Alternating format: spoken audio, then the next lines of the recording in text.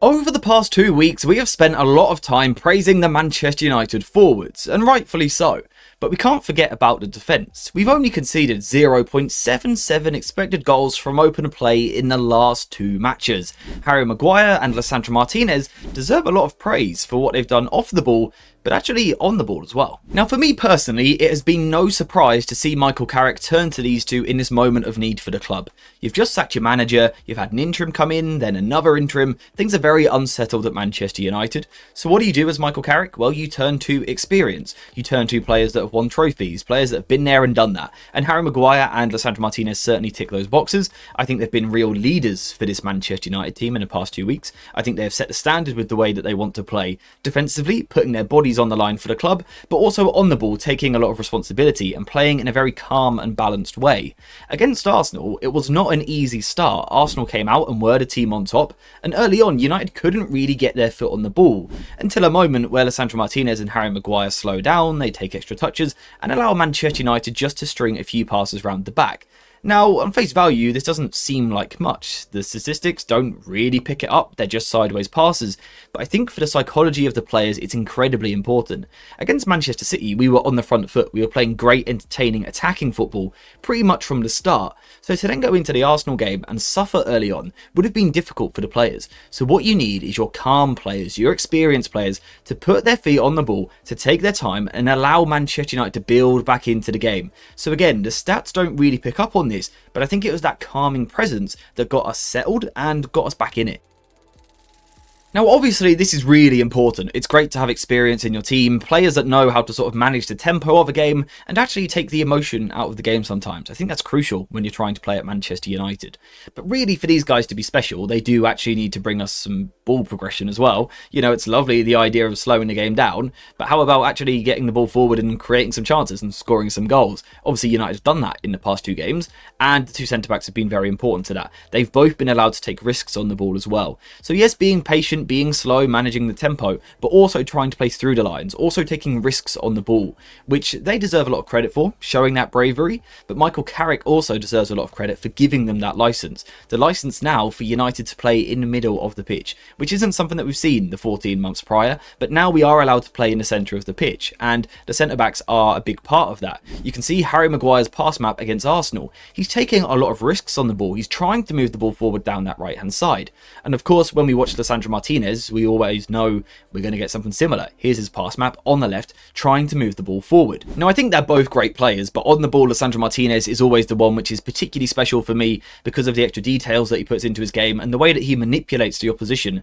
with some very small things that he does on the ball. Like here, he picks the ball up in the middle of the park and he doesn't really have any obvious forward passes on. He can't go through to Casemiro because that has been blocked by Jesus, and he can't move the ball to Kobbie Mainoo because he has pressure on his back.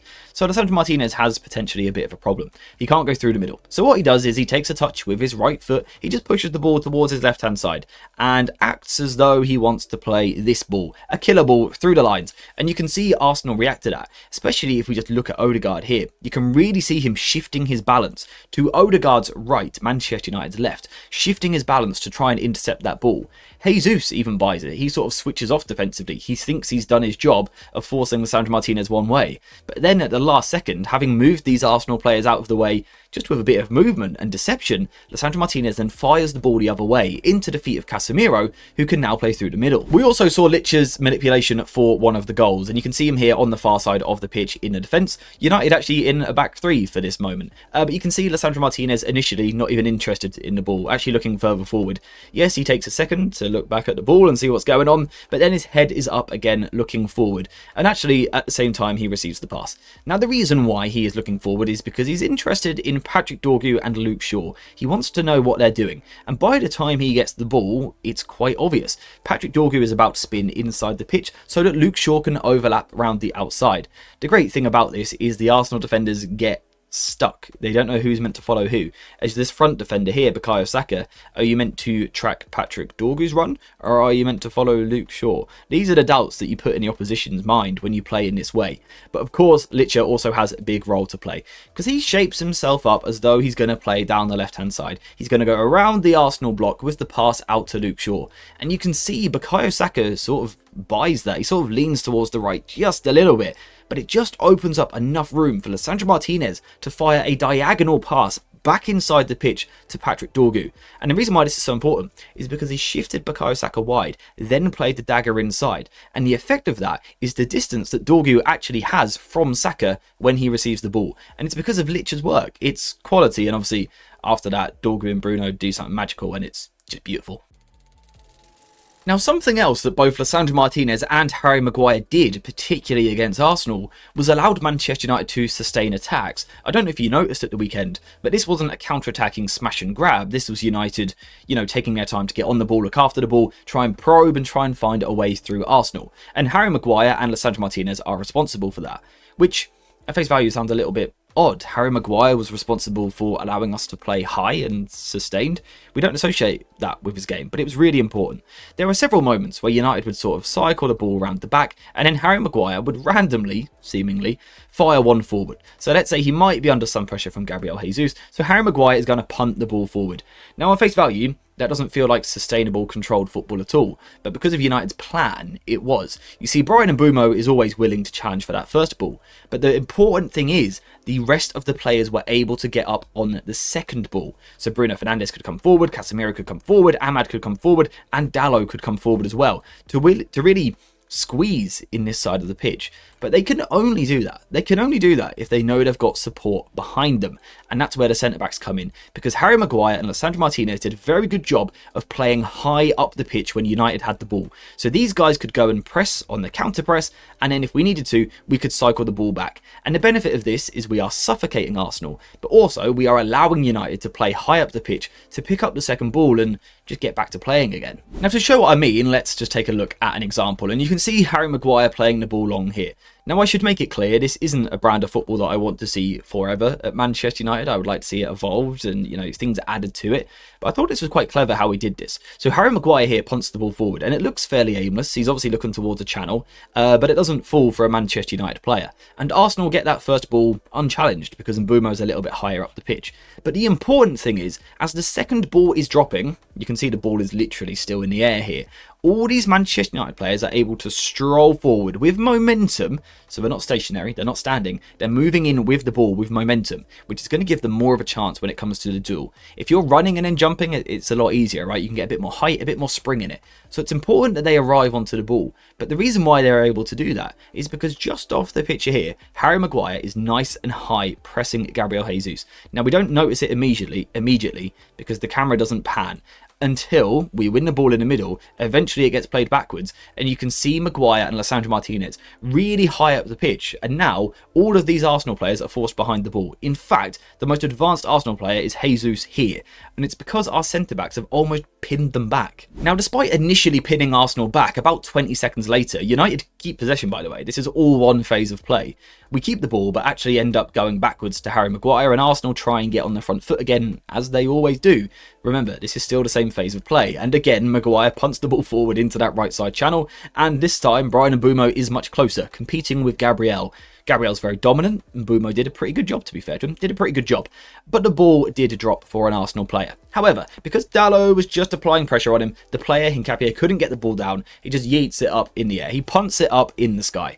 And that is the moment where the Manchester United players can get forward. We can see all of them now arriving in the next moment of pressure. And Kobbie Mainoo actually wins the header in the air. But look how many Manchester United players are really, really close to the action. Really close, really ready for that second ball. And the reason why they're able to engage on that second ball is because they know the space behind them is covered by Lisandro Martinez and Harry Maguire. And once again, Manchester United can now build another wave of pressure with all of these Arsenal players deep behind the ball, because Manchester United are asserting their dominance nice and high up the pitch. Now, I think it's also just worth mentioning that whole phase of play that we just looked at is actually what led up to Patrick Dorgu's goal. It was actually a real spell of dominance for United and controlled possession. But anyway, moving forward, what else did we see from our centre-backs in this game and also against Manchester City? Top defensive play. Now, I do think Lisandro Martinez makes an error for the goal. I think he approaches the duel in the wrong way and ends up scoring an own goal. That's an error. These things happen. But apart from that, I think the pair of them were flawless. Harry Maguire literally was. Harry Maguire didn't lose a duel on the ground or in the air against one of the most physically imposing sides in the Premier League. That is beyond impressive. And I think the two of them have been dominant against Gabriel Jesus, against Gyökeres, and against Erling Haaland last week. I think they've been absolutely fantastic. Again, the Manchester United box hasn't looked that threatened. Yes, Arsenal had a lot of the ball in this game, but our centre-backs were never really under any question. And I think particularly with Harry Maguire, you've got yourself an elite box defender. So if that ball is coming into the box, Harry Maguire is the man that you want defending it. Whether it's heading the ball away or throwing his body on the line, Lisandro Martinez will also throw his body on the line. I think the pair of them have been absolutely fantastic. The bigger question for them defensively is probably going to come in the coming weeks, where suddenly United may be the team on top, United may have more of the ball, and will probably be playing a little bit higher up the pitch. In those transitional moments, for longer periods, where defenders won't be quite as close, that's where we will see bigger challenges for Lisandro Martinez and Harry Maguire, because neither of them are big space specialists. But so far, the work under Michael Carrick from the pair of them has been brilliant, really, and I think they've been seriously impressive, having not played that much football recently. So basically, to sum up, I am not at all surprised that Michael Carrick has opted for Harry Maguire and Lisandro Martinez in his first 2 games as manager. Sometimes you need some experience to get yourself through a hard time.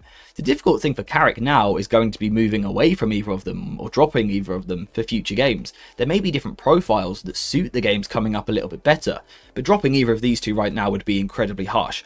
On the ball, they've brought a composure, a calm, an experience and a leadership, but also actual progressive ability. They've been moving the ball through the lines, taking the game to the opposition. I think they've been absolutely fantastic and helping us really gain territory up the pitch, have spells where we actually suffocate the opposition and force them into defensive situations. And then for us, defensively, they've been fantastic. Pretty much everything that's been thrown into our box has been dealt with, and the two of them have been pretty much flawless, apart from that one goal, which was really frustrating. But I think they've been fantastic as a pairing. It's been really good to see them playing together, that experience and leadership at the back. But there will be different challenges coming, so I'm interested to see how they are going to deal with it. My question for you guys is, should they stay as a pairing, or is it now the time to bring in someone like Lenny Yoro or Aiden Heaven, who may be better at defending big spaces? Let me know what you think in the comments down below. But apart from that, we are now finished for this video, so thank you very much for watching. I hope you have enjoyed it, and as always, I'll see you in the next one.